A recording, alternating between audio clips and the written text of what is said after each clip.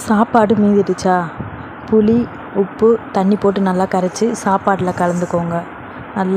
நல்லா போட்டு ஊற வச்சுட்டா இந்த சாப்பாடு செய்யலாம்.